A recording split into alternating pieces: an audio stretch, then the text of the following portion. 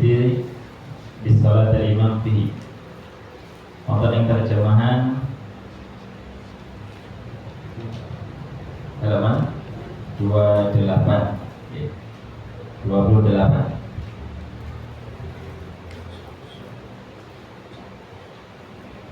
Untuk terjemahan di menika dalam berjamaah apabila keduanya imam dan makmum berada dalam masjid. Nah, versi Arabikun di menika wa ayyu mawdu'in shalla fil masjid bi sholatil imam fihi wa alimun bi sholatihi ajza'ahu. Nggih. Di bagian masjid pundi kemawon salat kalau campur dengan bahasa Indonesia nggih. Sebab sebagian jamaah niku mungkin boten paham bahasa Jawi. Atas imam kita kalau mau seorang penghafal Quran, alhamdulillah niki salah satu keutamaan nggih. Kita dipun imami kalian seorang penghafal Quran kanthi suara ingkang masyaallah merdu luar biasa. Terus sholat kita nggih tambah khusyuk. Nah, beliau senes yang Jawa terus boten paham bahasa Jawa. Mungkin kita sedikit dicampur-campur gitu sebatas sedikit bisa memahami apa yang kita bahas. Wonten ing dalem menika. Nggih menika di masjid bagian mana saja ya sholat di sholatil imam kanthi mengikuti sholatnya imam dengan mengikuti atau bermakmum kepada imam dalam masjid itu wa alimun bi sholatihi, sementara dia juga mengetahui sholat pun imam ataupun mengetahui gerakan pun imam, dia mengetahui bisa ketika imam mengucapkan takbir bisa mengerti ini adalah takbir untuk intikal dari berdiri menuju rukuk, dari rukuk menuju i'tidal misalnya pun nasabi turutipun. Ajza'ahu ma lam yataqaddam alaihi, maka sholat itu sah. Misalnya pun wonten ing masjid menika, imam pun wonten ing ajengan, kemudian makmum pun sebagian wonten ing luar di teras utawi seperti jamaah perempuan ada di bagian halaman. Selama jamaah pun bisa memahami gerakan imam pun dari pergerakan dari pergantian intiqalipun imam saking satu gerakan satu rukun ke rukun berikutipun bisa memahami niku sah salatipun. Sah salatipun.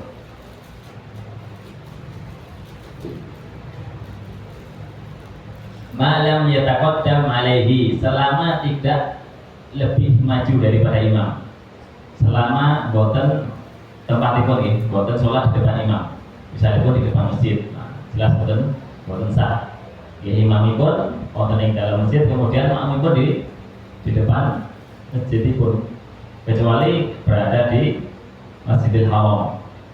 Masjidil Haram bisa jadi imam dan makmum bisa berhadapan-hadapan karena posisi kiblatipun wonten ing Ka'bah, muter, muter. Menawi di tempat yang jauh dari Masjidil Haram, alhamdulillah boten dipun keparengaken ada satu makmum yang duduknya, posisinya lebih depan daripada imam, itu bisa membatalkan sholatipun, sholat jamaah itu. Wa in shalla fil masjid wal ma'mum kharijal masjid qariban minhu wa alimun bi sholati wa la ha'il hunaka jaza. Jika ada seorang makmum ingkang sholat di dalam masjid, imam pun dalam masjid, wal ma'mum kharijal masjid, sementara makmum di luar masjid, kados posisi jamaah ibu-ibu sakniki, imam dalam masjid, makmum di luar masjid, qariban minhu, dekat dengan masjid, masih dekat, jarakipun boten tebih, wa huwa alimun bi sholatihi, lan makmum pun mengerti sholatipun, wala ha'ila hunaka, lan boten wonten penghalang di antara imam dan makmum, penghalang yang menutupi seluruhnya, yang bisa menghalangi pengetahuan makmum dari gerakan atau dari perpindahan gerakan satu yang berikutnya dari seorang imam. Menawi niki tidak termasuk ha'il kamilan, seperti tembok niki tidak termasuk pembatas yang membatalkan makmum pun wonten ing luar, soalnya matase wonten tangga, wonten jendela, kaca lan sakitutipun, ya pasti bisa menyaksikan dari celah-celah yang ada. Jaza niku diperbolehkan.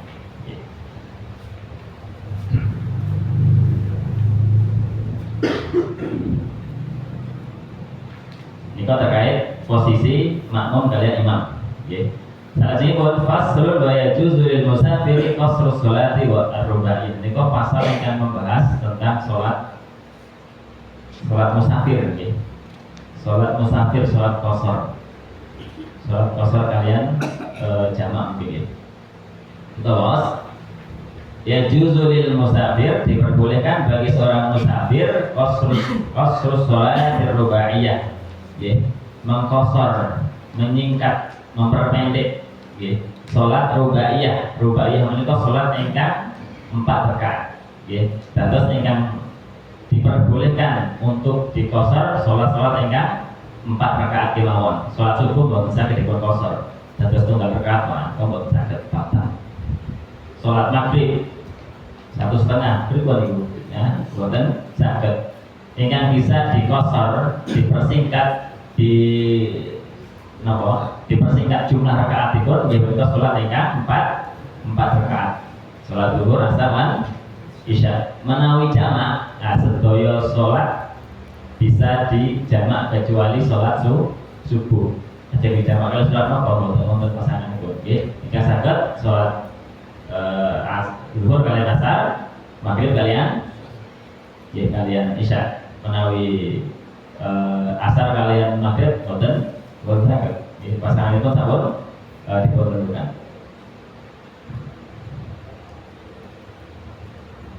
Jika berdasarkan firman Allah Ta'ala wonten surat An-Nisa, Allah ngendika wa idza darabtum fil ardi falaisa 'alaikum junahun an taksuru minas shalah. Nggih.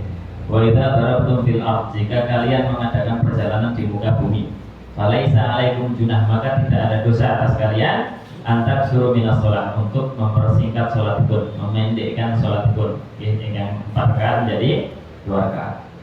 Nah ini kok dalil dari ayat Al-Quran ingkang membolehkan untuk mempersingkat atau mengkosor, istilah syar'i ini pun mengkosor sholat kita. Ugi wonten ing hadis riwayat Imam Muslim saking sahabat Ya'la bin Umayyah qala qultu li Umar bin Khattab, saya berkata kepada Umar bin Khattab radhiyallahu anhu, laisa 'alaikum junahun an taksuru minas shalah in khiftum ayyatinakumul ladzina kafaru. Nggih. Ini pertanyaan tentang ayat ini, Pak. Nggih. Pertanyaan kepada Umar bin Khattab tentang ayat laisa 'alaikum junahun an taksuru minas shalah, tidak ada dosa atas kalian untuk mengkosor, mempersingkat sholat. Sholat wajib, sholat fardu. In khiftum, jika kalian merasa takut, an yaftinakumul ladzina kafaru, untuk terfitnah utawi ajri saking orang-orang kafir. Faqad aminan nas, manusia telah aman. Apakah boleh kita mengkosor? Dados sebagian kaum muslimin memahami sholat kosor menika hanya diperbolehkan dalam kondisi tidak aman, saking kejaran orang-orang kafir, tetapi orang-orang yang memusuhi Islam. Menawi dalam kondisi aman, maka tidak diperbolehkan untuk mengkosor dan menjamak, mengkosor. Nah ini kok berdasarkan ayat ini kok. Fakal, maka Umar bin Khattab mengatakan, ajibtu mimma ajabta an minhu. Saya heran dengan apa yang kamu heran dengan hal itu. Fasa'altu Rasulullah sallallahu alaihi wasallam dzalika. Kemudian saya bertanya kepada Rasulullah tentang hal itu. Umar bin Khattab tanglet dumateng Rasulullah terkait perkara ini. Faqala shadaqatun tasaddaqallahu biha alaikum. Nggih, terus salat qasar lan Rasulullah ingkang wonten menika adalah sedekah ingkang Allah sedekahkan atas kalian. Faqbalu shadaqatahu, maka terimalah sedekahnya, sedekah Allah Subhanahu wa taala. Terus nika membantah tiyang ingkang berkeyakinan bahwa bilih salat qasar menika hanya diperbolehkan nalika dalam kondisi tidak aman kemauan. Tetapi apa? Sholat jamak qashar menika diperbolehkan dalam safar ingkang mubah. Dalam safar ingkang mubah, tidak mengandung maksiat dan meskipun aman dari musuh-musuh ingkang musuh Islam. Wa hadza yadullu ala anna qasra sholati laisa khassan bi halatil khauf. Jadi keterangan saking napa pengarang kita menikah ini menunjukkan bahwasanya sholat qasar menikah atau qasar sholat menikah tidak khusus dalam kondisi takut kemauan. Dalam riwayat Imam Bukhari dan Muslim dari sahabat Anas radhiyallahu anhu, beliau berkata, "Shallaitu dhuhra ma'an Nabi sallallahu alaihi wasallam bil Madinati arba'an wal 'asra bi Dzil Hulaifah rak'atain." Anas nate ngendika, "Shallaitu dhuhra ma'an Nabi." Kula nate salat zuhur bersama Nabi sallallahu alaihi wasallam bil Madinah, wonten ing Madinah. Arba'an 4 rakaat secara itmam, secara sempurna 4 rakaat dalam di Madinah ketika itu. Dari safar maksudipun dalam kondisi mukim di Madinah, sebab Anas bin Malik itu tinggalipun wonten ing Madinah. Wal 'asra bi Dzil Hulaifah rak'ataini. Lan salat asar di Dzil Hulaifah, salah satu tempat beliau sampun safar ke tempat menika, beliau salat asar dalam pinten 2 rakaat. Mengqashar artosipun. Mengqashar. Nah niku dalil ingkang utawi hadis yang menjelaskan beliau pun mengqashar salat meskipun dalam kondisi aman, tidak dalam peperangan, tetapi beliau sedang safar.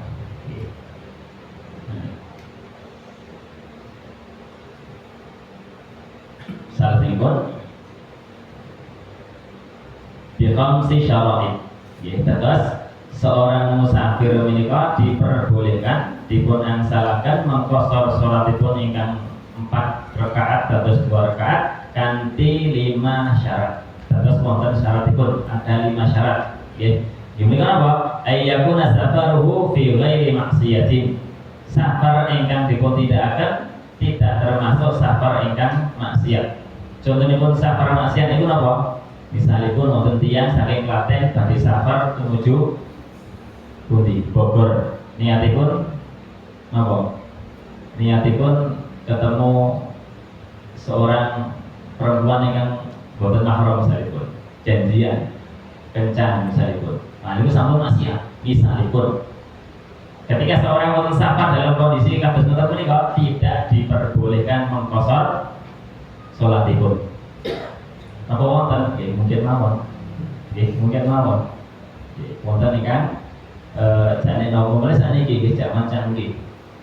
Teknologi luar biasa.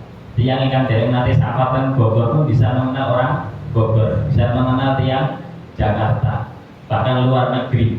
Bisa kencan saling berjanjian nanti ketemu di satu tempat. Setan langsung menggiring. Nah, mungkin saja orang-orang yang mungkin akrab dengan ilmu syar'i pun nggih wonten kemawon ingkang terjerumus dalam perkara-perkara wonten menika. Kata cerita-cerita ingkang wonten menika dados sangat memungkinkan. Tetapi menika menawi wonten yang safar kanthi safar ingkang seperti itu boten diperbolehkan, tidak diperbolehkan untuk mengqashar salatipun. Menawi mengqashar salatipun tidak sah, harus mengulangi salatipun. Nah, menika syarat pertama, nggih. Ingkang nomor kali wa an takuna masabatuhu 16 farsakhan. Nggih. Masafahipun, jarakipun minimal kedah 16 farsakh. 16 farsakh itu pinten? Dipun indikaken menika kirang langkung 81 km. Wonten ingkang napa mengartikan Sitata Syarafat menika 70 sekian, minimal 70 km. Ya, tapi menika tidak ada dalil sharih yang menjelaskan angka menika. Mau 70, mau 80, 90 menika boten dalil secara sharih jelas yang menyebutkan jarak minimal safar menika adalah 70, 80 atau 90 kilometer itu tidak ada dalil yang jelas, yang sahih. Ya. Pramila niku terjadi khilaf, perbedaan ulama. Berapa jarak minimal safar? Ini kan seorang musafir menika saged atau diperbolehkan untuk mengqashar salatipun. Ya. Sebagian mengatakan kembali kepada urf, kebiasaan masyarakat setempat. Menawi masyarakat setempat sampun menilai dari Klaten menuju Solo itu adalah safar, maka perjalanan saking Solo menuju saking Klaten menuju Solo sampun safar, bisa mengqashar salatipun. Menawi masyarakat menika, masyarakat misalipun kita secara umum memandang perjalanan dari Klaten menuju Solo itu belum safar, maka dereng mlebet hukum safar. Terus tergantung ini tergantung apa kebiasaan masyarakat. Menawi sampun menilai itu safar, sampun safar, kita boleh mengqashar salat kita. Walau alam, kalau saya pribadi mengikuti pendapat ingkang sesuai dengan kebiasaan masyarakat. Meskipun tidak menutup, tidak mengingkari. Ingkang sebagian mengambil pendapat yang minimal adalah 80 km misalnya, atau 70 km, tidak masalah. Tidak masalah. Terus masing-masing mempunyai sandaran, meskipun tidak ada dalil sharih yang secara gamblang menyebutkan angka-angka menika. Kita terkait jarak ikut. Minimal intinipun wonten syarat kedua menika safar ingkang sampun dipuntindakan kalebet safar minimal secara urf, secara kebiasaan setempat sampun dipunsebat ganti safar. Tetapi kita mengikuti pendapat yang mengatakan minimal 80 km tidak masalah. Sehingga kita komitmen. Menawi kita menurut pendapat ingkang 80 km kita komitmen. Menawi dereng mlebet kita boten mengqashar. Menawi sampun mlebet jarakipun kita diperbolehkan. Boten wajib tapi diperbolehkan mengqashar salatipun. Kita boleh dalam safar mengerjakan salat secara itmam, menyempurnakan 4 rakaat. Kan boten menjamak niku diperbolehkan. Tetapi napa? Kita mungkin walau alam afdhalipun nggih menika mengikuti sunnah Nabi SAW. Beliau pun ketika safar ugi mengqashar salatipun lan menjamak salatipun. Yang nomor 3, syarat ketiga, wa an yakuna muaddiyan lis sholati rubaiyah. Terus sholat yang dilakukan adalah sholat yang 4 rakaat, atau sipun sholat yang bisa diqashar adalah sholat yang 4 rakaat. Lalu kemudian apakah boleh menawi sholat yang pertama, yang zuhur misalnya pun kita kerjakan 4 rakaat. Misalnya pun kalau kita nderek makmum dumateng tiyang mukim yang boten safar 4 rakaat, kita menyempurnakan sholat sebagaimana imam ikut. Kemudian kita menjamak kalian sholat asar dengan mengqashar. Apakah diperbolehkan? Diperbolehkan. Meskipun sholat yang pertama zuhur pun misalnya pun kita kerjakan secara sempurna, secara 4 rakaat. Kemudian kita mengqashar setelah selesai sholat zuhur bersama jamaah yang mukim, kita mengqashar sholat menjamak dan mengqashar sholat asar pun diperbolehkan. Ugi wonten sholat maghrib lan isya. Maghrib punipun boten sagedipun qashar, kedah dikerjakan 3 rakaat secara sempurna. Kemudian maghrib isya pun kita diperbolehkan untuk mengqashar, meningkat sholat kita terus 2 rakaat.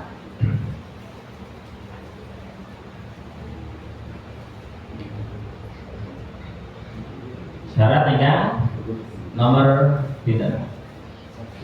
Sekawan nggih. Nggih menika wa an yanwi al-qasra ma'al ihram. Kedah napa? Meniatkan qasar ketika bertakbiratul ihram.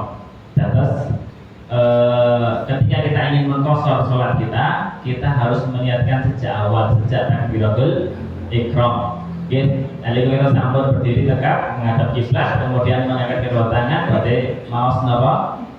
Allahu Akbar. Niku sampun berbarengan kalian niat kita. niat untuk mengqasar, niat ingin mengqasar salat menika. Boten dipun keparengaken kita wonten ing takbiratul ihram, kita niat salat 4 rakaat kemudian berubah niat di dalam salat untuk mengqasar, niku tidak diperbolehkan. Niku wajib menyempurnakan salatipun. Nggih wajib menyempurnakan salatipun. Nggih. Boten diperbolehkan. Berbeda halnya ketika kita niat qasar. Niat qasar misalnya pun kita bermakmum dumateng makmum seimam, dumateng imam. Sepengetahuan kita misalnya pun sama-sama safar, misalnya pun kita sampun mengira imamipun bakal mengqasar. Karena sama-sama safar, seorang musafir. Kemudian kita sholat di belakang musafir menikah ganti niat qasar. Ganti niat qasar. Kemudian ternyata imam pun boten mengqasar, menyempurnakan 4 rakaat. Kita diperbolehkan untuk menyempurnakan sholat 4 rakaat meskipun niat awal kita mengqasar. Nah, enggak berbeda kalian kasus pertama. Pertama menawi kita sholat takbiratul ihram sampun niat menyempurnakan 4 rakaat, boten diperbolehkan kita merubah niat untuk mengqasar. Ya katanya bahwa menyempurnakan sholat 4 rakaat.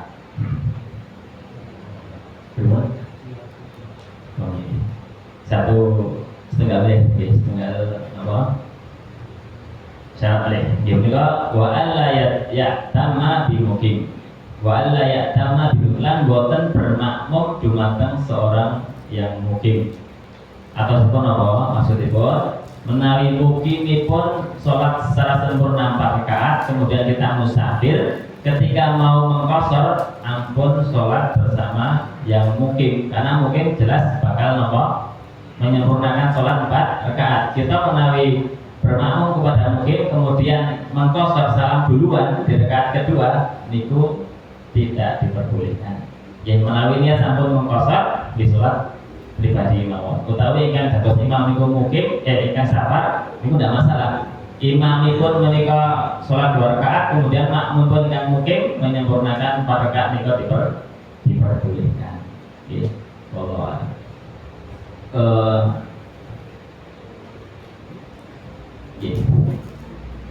Terkait mungkin hajar sih kita sampai wonten ing pertemuan yang datang sebab kota sampun efek kita sering kalian kita kenal mengenai wonten yang kamu tadi wonten kita kenal ini dari jawab terkait apa menawi makmum makmum ingkang musafir kemudian sholat di belakang mukim 4 rakaat zuhur misalnya pakai asar musafir meniatkan untuk menjamak takhir, jamak takhir di akhir di waktu sholat asar tentunipun dari sholat zuhur. Dados kedah sholat nomorian ingkang dipun tindakan zuhur rumiyin meskipun bermakmum kepada seorang imam mukim yang sholat asar, niku diperbolehkan. Kita diperbolehkan bermakmum kepada seorang imam yang dia misalnya sholat asar kemudian kita sholat zuhur, selama sholatnya nggak ada haidah yang sama, rupa yang sama-sama 4 rakaat, niku diperbolehkan. Pramila menawi kita dalam kondisi musafir nembe safar kemudian kita sholat bersama mukim mendapati mereka sholat berjamaah 4 rakaat sholat asar, kita diperbolehkan untuk bermakmum ganti niat sholat zuhur, diperbolehkan, tetapi harus 4 rakaat sama, tidak boleh mengqasar ketika itu. Menawi mangke asaripun saged dipun qasar secara munfarid. Wallahu a'lam.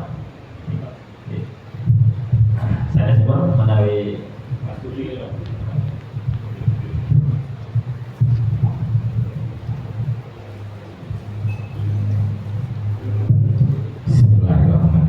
Assalamualaikum warahmatullahi wabarakatuh. Waalaikumsalam.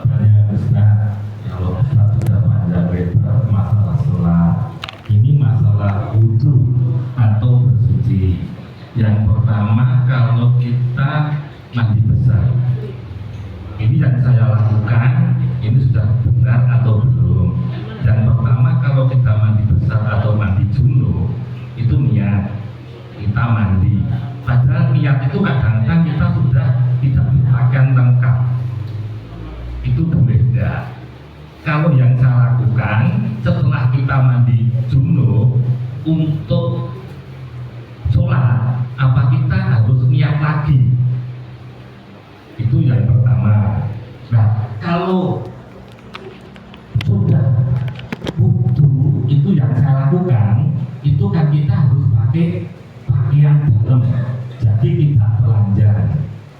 Jadi ada dua pertanyaan besar. Yang pertama, kalau mandi junub, mandi besar, itu kalau tidak berpakaian boleh atau tidak?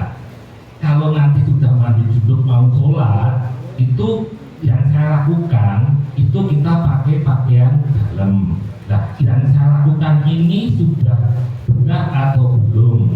Mohon penjelasan, karena bersuci itu juga sangat prinsip untuk melaksanakan sholat. Matur nuwun Ustaz. Assalamualaikum warahmatullahi wabarakatuh. Waalaikumsalam warahmatullahi wabarakatuh. Ya, terkait mandi junub ya. Mandi junub menawi kita sampun membuka seluruh pakaian, kemudian kita berniat dalam kondisi semacam itu tidak masalah. Ya, diperbolehkan niat menikah. Meskipun kita sampun menanggalkan sekali pakaian, tidak masalah. Dan mandi dalam kondisi terbuka tidak masalah insyaAllah. Ya, meskipun sebagian memakruhkan, sebab itu hanya beralasan karena ini saya karena malu pada Allah Subhanahu Wa Taala. Ada Allah. Tetapi ini kan tidak sampai pada taraf haram tidak. Ini kalau diperbolehkan, tetapi mungkin menawi sakit menutup aurat itu langsung saya. Okay. Kemudian ketika apakah harus mengulangi niat ketika mau sholat? Ini maksudnya kan niat niat Mandi junub, ya. mandi besar. Setelah itu selesai, Ya. kita mau sholat. Apa niat wudhu lagi? Oh, oke. Mengambali wudhu ini mari, mengulangi. Oke. Itu apa harus berpakaian dalam atau boleh tidak berpakaian? Karena Ya. kadang-kadang kita pakai handuk itu sekali. Ya. Tapi kalau ini yang saya lakukan sudah benar atau masih perlu Ya. ada satu pembenaran? Matur Oke. nuwun. Oke. Dalam mandi besar pun kita disunahkan untuk wudhu sebelum mandi besar.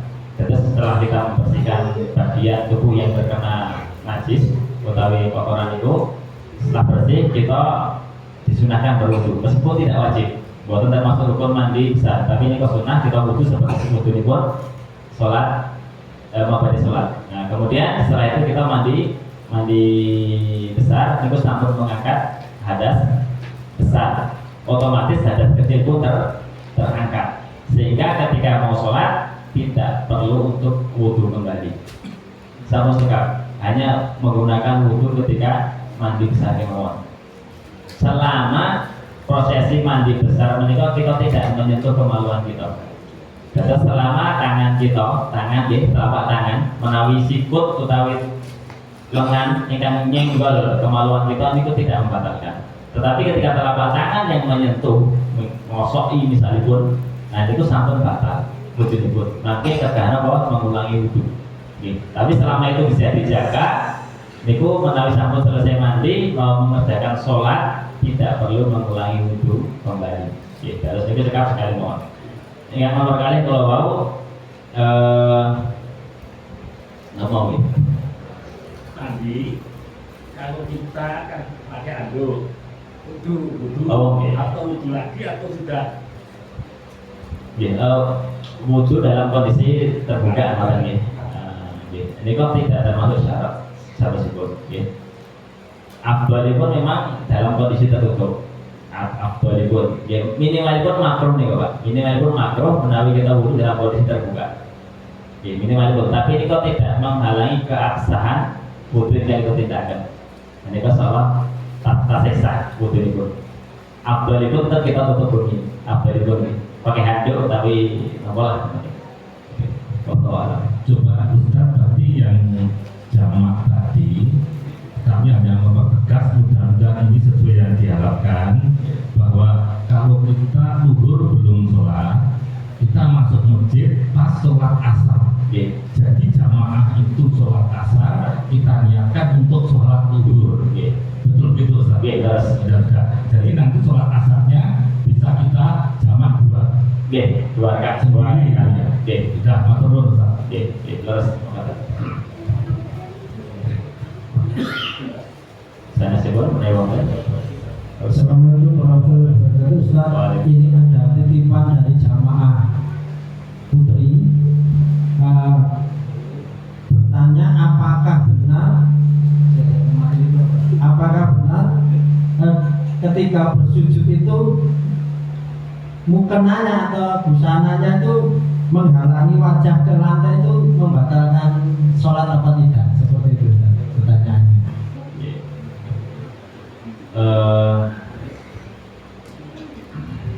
Yang baku sujud itu adalah 7 bagian anggota badan yang 7 bagian anggota badan yang menempel di tempat sujud, tempat sujud. Ketika kita mengenakan sajadah yang terpisah dengan anggota tubuh kita itu tidak masalah. Meskipun ada sebagian yang mengatakan ketika bagian dari selendang utawi mukena atau syal atau melalui tiang kagum sorban, kemudian sujud dan bagian sorban yang menempel di kepalanya itu kemudian terkena jidatipun, utawi menutupi ketelapak tanganipun, itu menjadi tidak sah. Tapi wallahu alam, kula belum mendapati keterangan menika saking hadis. Untuk sementara kula belum bisa mempertegas jawaban terkait menika, terkait ketika terpisah terhalangi kalian kain yang menempel di bagian tubuh kita. Perempuan insya Allah di pekan berikutnya kalau ada referensi yang lebih jelas. Wallahu a'lam. Monggo sinten mulai?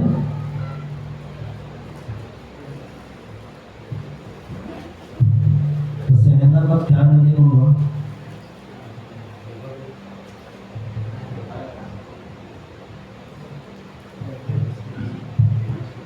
Sekarang Saya tanya aja. oke. Untuk kemarin kan ada dalam bermakmum itu kan harus berniat sebagai makmum ya. Nah ini mohon maaf mungkin pertanyaannya agak ekstrim dan boleh tidak dijawab Ustaz, dan tidak bermaksud menyinggung siapa ini. Apabila kita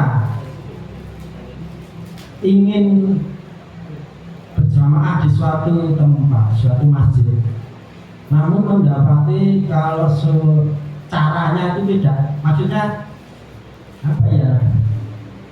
sholatnya jamaahnya itu tidak seperti yang kita inginkan, itu apakah kita ketika mengikuti itu sah? Kemudian apakah jika imamnya juga tidak sesuai yang seperti kita inginkan, apakah sholat kita itu juga sah? Nah ini perlu penjelasan lebih dalam. Yang kita inginkan itu maksudnya seperti apa? Yang kita inginkan itu ya kadang misalnya ya Ustaz, misalnya kalau saya terbiasa di sini dengan irama yang slow, santai, terus kemudian jamaah lain cepat. Cepat itu apakah kita sudah sah ikut sholatnya, apa kita harus mengulang lagi? Kan itu kita tidak sesuai keinginan kita. Ini ada dua gambaran terkait pertanyaan ini. Pertama, tidak sesuai keinginan kita kan mungkin tidak sesuai dengan pendapat yang kita ikuti. Misalnya pun kita biasa sholat seperti dengan contoh mazhab Hambali atau mazhab Tarjih. Kemudian kita sholat di masjid lain dengan mazhab Syafi'iyah.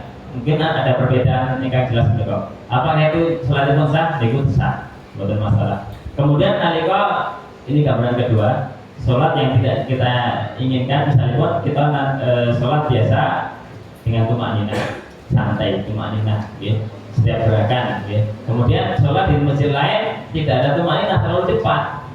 Rukui pun dari tumakninah langsung Itidal. Kemudian itidal dari tumakna langsung sujud. Nah, menawi kita derek sholat yang akan benar menika niku tidak sah sholatipun. Karena tidak tumakninah.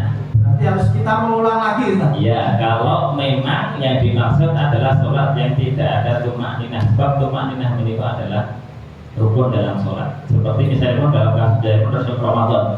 Bulan Ramadan maka tarawih hingga begitu cepat. Tarawih bang kita mati nih Pak. Kelas 1. Ya, 7 menit selesai 21 rakaat. Nah, itu jelas Pak. Boten sah sholat Itu berarti kita mengulang sendiri lagi. Iya, terus.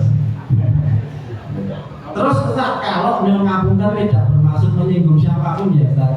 Kalau kita sholat diimami oleh imam yang nyuwun ngapunten salah bacaannya dan sebagainya itu bagaimana Ustaz? Apakah juga harus diulang atau kita ikut saja? Ya. Salah bacaan menika tasih kathah kemungkinan. Yang dimaksud bacaan apa? Menawi bacaan Al-Fatihah yang kalebet napa? Kalebet rukun. Lan ugi meskipun kesalahan dalam surah Al-Fatihah ugi wonten dua macam. Ada lahan jali, ada lahan khafi. Lahan itu kesalahan dalam bacaan. Secara jali itu yang merubah makna. Menawi terjadi kesalahan dalam merubah makna, utawi misalnya pun satu huruf dihilangkan, ya, utawi harokat pun dihilangkan, an'am ta'alaihim menjadi an'amtu alaihim. Nah, ini salah, ini mengurangi makna. Sebagian ulama memandang ini sampun batal sholat itu, sampun batal sholat itu. Lan sebagian ulama memandang tiang ingkang bermakmum kepada orang yang sholat itu batal, boten sah, kedah dipun ulang. Oke, ini kondisi pertama. Kondisi pertama, meskipun ada pendapat lain yang menawi itu satu pendapat, menawi sampun batal imam pun, maka ketika dia mengetahui batal itu tidak sah sholat pun. Kemudian ketika kesalahan itu tidak termasuk lahan jali, tidak termasuk kesalahan yang bisa merubah makna pun. Ya, misalnya pun panjang pendek pun sedikit salah. Niku tasih sah-sah kemawon meskipun dalam sholat Al-Fatihah. Ya, niku tidak masalah. Ketika meskipun ada juga pendapat yang mengatakan menawi kita sebagai makmum yang mempunyai kemampuan membaca lebih bagus daripada imam itu mengalami kesalahan pun, sebagian ulama memandang itu sholat itu tidak sah. Tapi sebagian yang lain jumhur ulama mengatakan itu tasih sah kemawon, tasih sah kemawon. Ya, terus niku ada beberapa kemungkinan ya terkait imam ingkang kita bermau bahwa imam yang melakukan kesalahan itu tidak secara mutlak itu bisa membatalkan sholat itu dan tidak secara mutlak tidak membatalkan sholat itu. Terus tergantung kondisi ini pun masing-masing. Wallahu a'lam.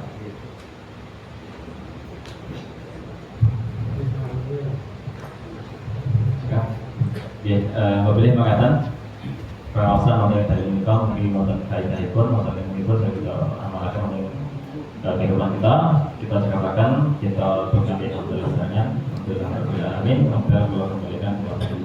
Assalamualaikum warahmatullahi wabarakatuh.